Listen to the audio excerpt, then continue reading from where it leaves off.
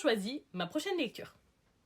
J'ai terminé le premier volume d'Inheritance Game édité chez Pocket Jeunesse qui m'a bien plu, une lecture qui change et dont je vous reparle très bientôt.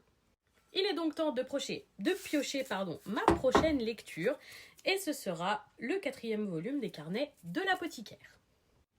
Il s'agit donc de ce roman au format broché que j'ai reçu de la part de Lumen en service presse, le 4e volume des carnets de l'apothicaire qui dépasse très largement le manga.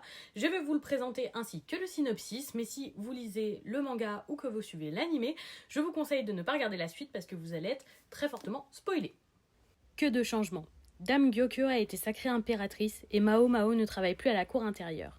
En effet, la jeune fille est retournée au quartier des plaisirs reprendre l'herboristerie de son père adoptif, Luomen. Quant à Jinchi, il n'est plus intendant du Wugong. Impossible pour lui, après avoir mené la bataille visant à mater la rébellion du clan Shi, de continuer à se cacher derrière sa fausse identité de nuque. Si la situation semble s'être apaisée à la capitale impériale, les ennuis continuent de suivre Mao Mao et cette fois, tout le pays est menacé. Lorsque l'apothicaire est sommée de prendre part à une rencontre diplomatique entre Empire et ses voisins occidentaux, elle n'a d'autre choix que d'obéir. Mais le voyage vers l'ouest ne sera pas de tout repos. Il s'agira donc de ma prochaine lecture. Elle fait 379 pages et franchement les carnets de l'apothicaire ça se lit plutôt vite.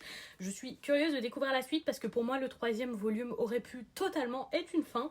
Donc je me demande sur quoi on va nous relancer et j'espère que ce sera aussi captivant que les 2 derniers volumes. Et vous, que lisez-vous en ce moment ?